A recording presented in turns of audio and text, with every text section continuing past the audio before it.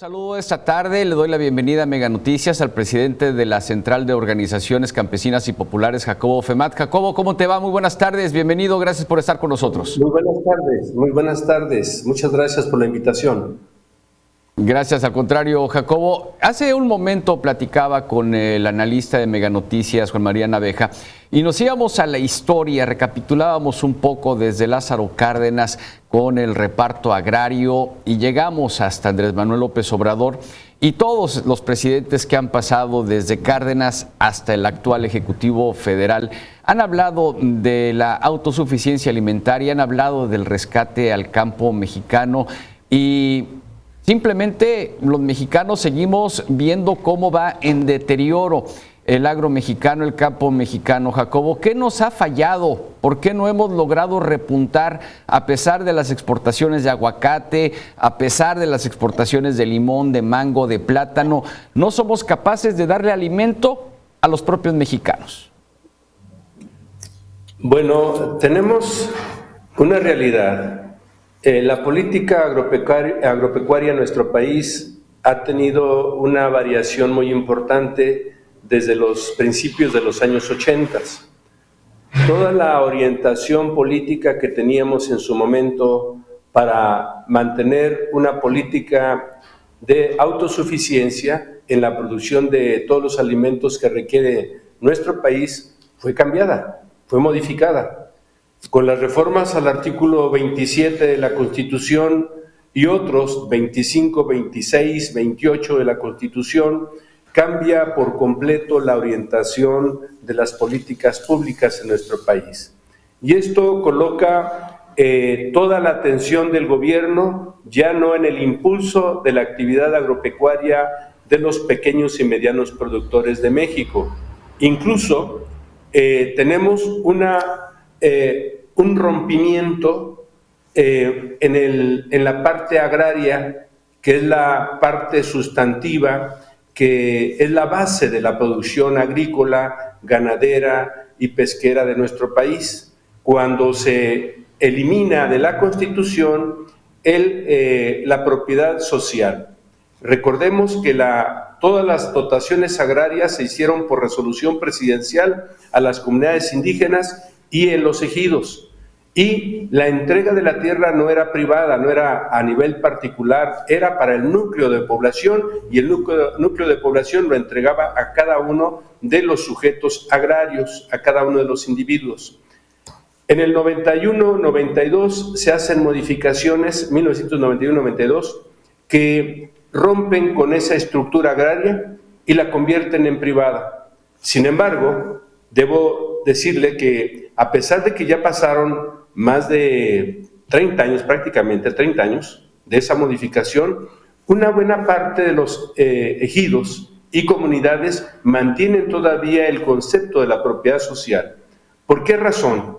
Porque es un elemento cultural, de tradición y de concepción de la relación del individuo con la tierra, de tal manera que no han podido romper por completo esa estructura jurídica agraria que con el artículo 27 se cambió en 1992.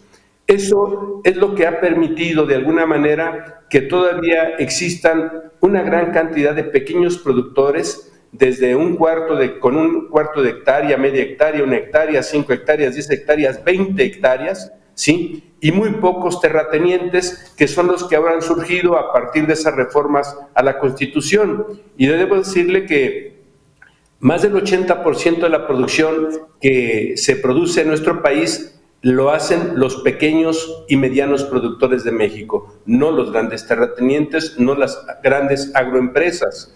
Esto genera de alguna manera cierta estabilidad social en nuestro país, porque a pesar de que no ha habido los apoyos, no hemos tenido las políticas adecuadas, la gente sigue aferrada al campo mexicano y tenemos una población de más del 20% todavía dedicada a las actividades rurales. Sin duda, el tema tiene que ver con qué alternativa tiene el gobierno para garantizar la autosuficiencia alimentaria de México. Y esto tiene que ver con dos políticas que desde mi punto de vista son fundamentales. Dar certidumbre legal, jurídica a los campesinos en la tenencia de la tierra, que es la política agraria, y la otra política que tiene que ver con una política de incentivos, de financiamiento, de inversión, que tiene que ver con el crédito, la asistencia técnica, los seguros agropecuarios y el mercado.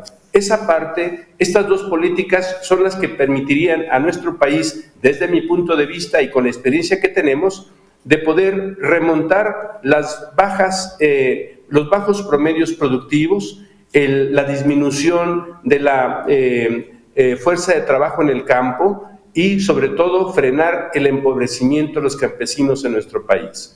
Sí, esa es mi alternativa. Sí, Jacobo, más allá de esta parte antropológica, filosófica del campo mexicano del que mencionas y que estoy de acuerdo contigo, pero tenemos 80 años en el que se les ha dado incentivos, en el que la tierra pasó del privado a los campesinos y dejaron de producir la parte de los campesinos. Se les pidió que les dejaran más tierra y se echaron a perder los cultivos y han pasado 80 años y se me hace prácticamente increíble pensar de que no ha habido apoyos, de que no ha habido entregas, de que no ha habido una política pública encaminada a lograr esa autosuficiencia, pero sin embargo hay unos vaivenes tremendos en el que pues muchos ejidos se convirtieron en colonias, están llenas de edificios hoy el día y simplemente la colonia pasó a llamarse ejido X o Y nombre y tampoco o sea, entiendo la parte antropológica del cuidado social de la tierra, pero no ha sido suficiente, pues. Sin duda. O sea, la parte antropológica forma parte de la historia, de una cosmogonía de la propiedad social. La parte que está usted comentando, que tiene que ver con estas reformas estructurales, son las que acabaron con el ejido y acabaron con la producción. ¿Por qué razón? Porque se privilegió la importación de alimentos al impulso a la producción nacional de los mismos. Ese es el problema. Tenemos en esta trayectoria de 36 años de alejamiento del gobierno de las actividades del campo, de fomentar todo tipo de programas de impulso a la actividad productiva, que la gente ha venido disminuyendo en el sector rural, pero no porque le quiera dejar el campo, sino porque no tiene el apoyo. Quitaron los seguros agropecuarios, quitaron el crédito, quitaron la asistencia técnica, quitaron los precios de garantía. Es decir, ¿qué le dejaron al campesino? Es decir, sin duda que tiene usted razón, el problema tiene que ver con la política de gobierno. Los gobiernos no han tenido políticas específicas para impulsar el incremento de la producción en el sector rural. Y esto es grave, sin duda, es muy grave, porque ha colocado a nuestro país como un país dependiente de otras naciones, y esa es una debilidad muy importante cuando México tiene todas las condiciones para poder ser incluso no solamente un país que resuelva sus necesidades, sino también un país exportador. Creo que ese es el problema principal. Hace falta una política nacional para poder impulsar las capacidades productivas de México. No fue directamente así lo que el Ejecutivo Federal en agosto del año 2020 dijo, pero habló específicamente en Zacatecas del rescate al campo y la autosuficiencia alimentaria. Fue la última vez que yo escuché a Andrés Manuel López Obrador hablar de este tema ya en Zacatecas, y habló también de dar dinero directamente al campesino, de comprar las cosechas, porque pues prácticamente culpaba a todas estas organizaciones de que se quedaban con el dinero y pues simplemente no atendían al campesino. ¿Qué me dice de esto? Son varios aspectos. Sin duda que el entregar dinero a los campesinos no resuelve la capacidad productiva de México. Se requieren políticas específicas para incentivar la producción. Hay que tecnificar nuevamente el campo, hay que equiparlo. Faltan tractores, falta maquinaria, faltan sembradoras, faltan cultivadoras, faltan cosechadoras, faltan transportes, faltan bodegas, faltan presas, es decir, faltan caminos. Es decir, necesitamos una política federal que vaya orientada en esa intención, ¿sí? Considero que si el gobierno facilitara en buena parte una política crediticia que aprobara la construcción del Banco Nacional Agropecuaria, el campesino podría planear con tiempo las siembras que va a hacer en razón de las necesidades del mercado y de la nación, de tal manera que no tendría ningún problema para poder producir lo que el país requiera, pero necesita el apoyo del crédito. Hoy no tienen crédito, no hay forma de que el campesino pueda invertir en cultivos cuando no tiene el dinero suficiente o cuando depende de empresas intermediarias de financiamiento que le cobran intereses muy altos. Y la otra, ese Banco Nacional Agropecuario que el gobierno debe crear, es importante que lo cree, debe ser una banca social, no una banca comercial, que tenga, sí, tasas de interés para poder recuperar el valor del dinero, pero no tasas que hundan la economía de los campesinos. De ahí la importancia de una reforma a la legislación para crear la ley de crédito rural que permita la creación de ese banco con dinero nuestro, porque es dinero de todos los campesinos y del pueblo, para fondearlo y ponerlo en operación, pero con esa visión social, no comercial. La otra es de que debe ser complementada con políticas y programas de asistencia técnica. Un productor, independientemente de las experiencias que tiene en el conocimiento de la tierra, el clima, el medio ambiente, necesita también el acompañamiento profesional de expertos que hayan estudiado, que hayan investigado para mejorar las técnicas de cultivo y garantizar el incremento de las tasas de producción.